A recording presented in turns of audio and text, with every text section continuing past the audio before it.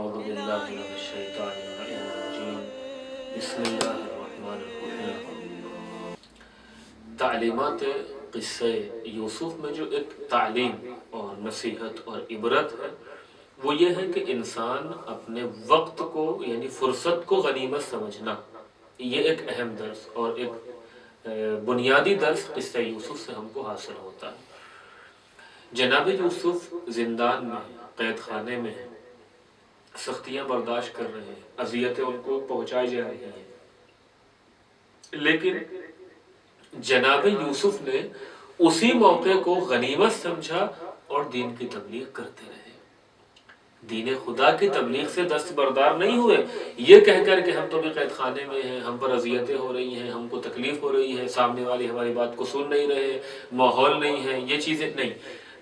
دین کی تبلیغ کرنے کے لیے اصل عبد خدا اور نمائندہ خدا، خلیفہ خدا کی ایک اساسی اور بنیادی پہچان یہی ہے، کبھی وہ ماحول کو بہانہ کر کے دین خدا کی تبلیغ سے دستبردار نہیں ہوتا ہے۔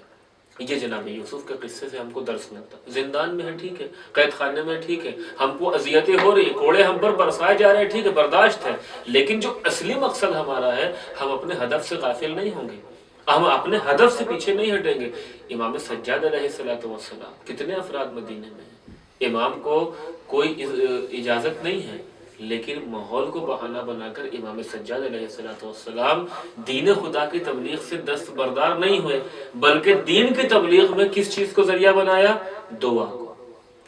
حاکم سمجھ رہا ہے کہ یہ تو راز و نیاز کر رہے ہیں، دعا پڑھ رہے ہیں، نماز پڑھ رہے ہیں، لیکن امام سجاد علیہ السلام نے انہی دعاؤں میں کل دین لوگوں تک پہنچا دیا، حتیٰ کہ جنگ کرنے کے آداب کے کس طریقے سے تم حاکم ظالم سے مقابلہ تم کو کر رہا ہے، یعنی اصل مقصد جو ہمارا ہے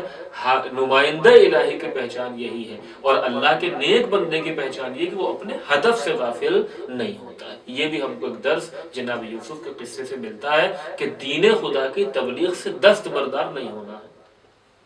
اور جملہ بھی ہے روایت کا، مولا کائنات علیہ السلام اور امام حسن عسکری علیہ السلام کی طرف بھی منسوب ہے کہ ان الفرصت تمر مر السحاب، کہ فرصت بادل کی طرح چلی جاتی ہے، چھٹ جاتی ہے،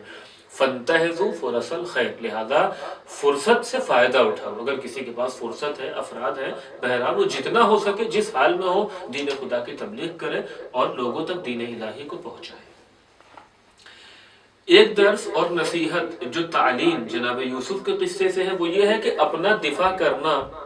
یہ بھی عبرت ہم کو جسے کہا جائے قرآن کے اس احسن القصص جناب یوسف کے قصے سے حاصل ہوتی ہے۔ اگر آپ کے اوپر کسی نے کوئی تہمت لگائی ہے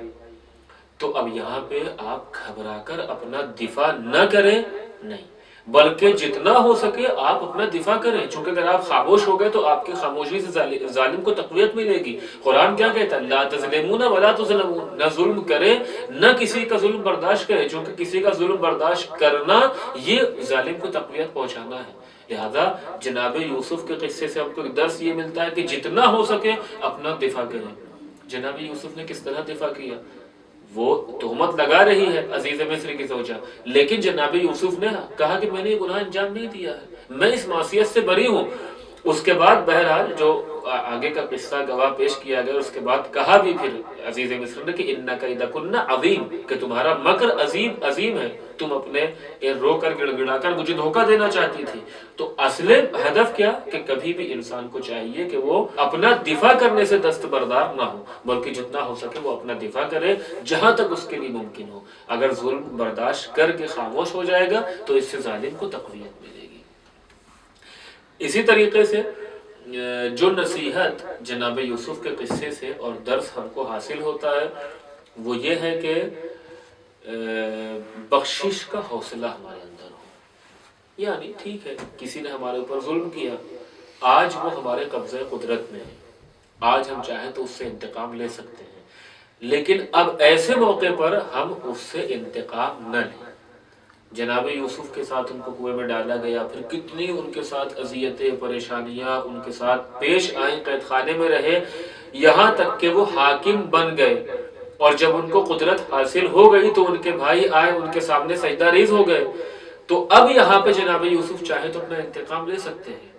جناب یوسف اگر چاہے تو اپنا بدلہ لے سکتے ہیں اپنے اوپر ہوئے مظالم کا، لیکن جناب یوسف نے کیا کہا؟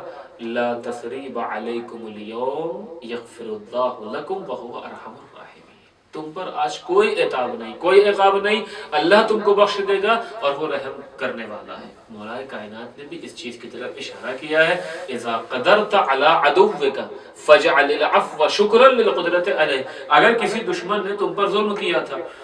اس کے بعد تم اپنے دشمن پر غالب ہو گئے اور وہ نادم ہے اپنی غلطی پر، تو اب یہاں پر اسے معاف کر دو۔ کیوں؟ اس قدرت کا شکریہ ادا کرتے ہوئے کہ جو اللہ نے تم کو اس پر عطا کی ہے، چونکہ کل وہ آپ پر غالب تھا، آج تم اس پر غالب ہو گئے، یہ خدا کا شکر ادا کرتے اسے معاف کر دو۔ جناب یوسف نے انتقام نہیں لیا، جناب یوسف کے دل میں، نفس میں انتقام کی آگ نہیں بھڑکی، بلکہ فوراً کہا لا تثریب علیکم اليوم، آج تم پر کسی طرح کی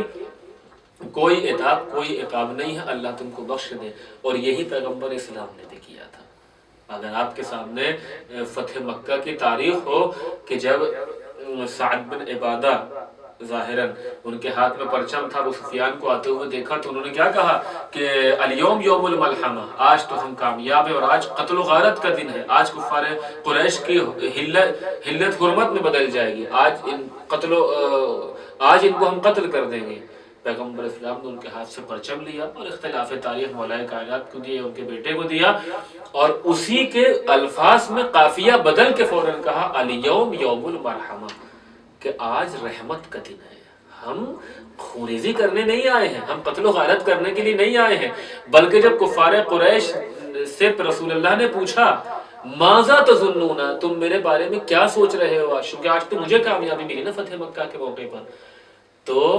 انہوں نے کہا کہ ہم تو کہ آپ معاف کر دیں گے، بخش دیں گے۔ اسی آیت کی تلاوت پیغمبر اسلام نے کی، لا تثریب علیکم اليوم یغفر اللہ لکم وہو ارحم الراحمین، کہ تم پر کوئی عتاب نہیں، ٹھیک ہے تم نے میرے اوپر مظالم کیے، ظلم کیے، جس طریقے سے میرے جد یوسف نے اپنے بھائیوں کو معاف کیا، میں نے بھی تمہیں آج معاف کر دیا۔ تو قصہ جناب یوسف سے ایک درس جو ہم کو حاصل ہوتا ہے وہ یہ کہ اگر ہم اپنے دشمن پر غالب آ جائیں اور وہ نادم ہے تو اب ہم اس سے انتقام نہ لیں، اپنے نفس میں بھڑکی ہوئی انتقام کی آگ کو بجھا دیں۔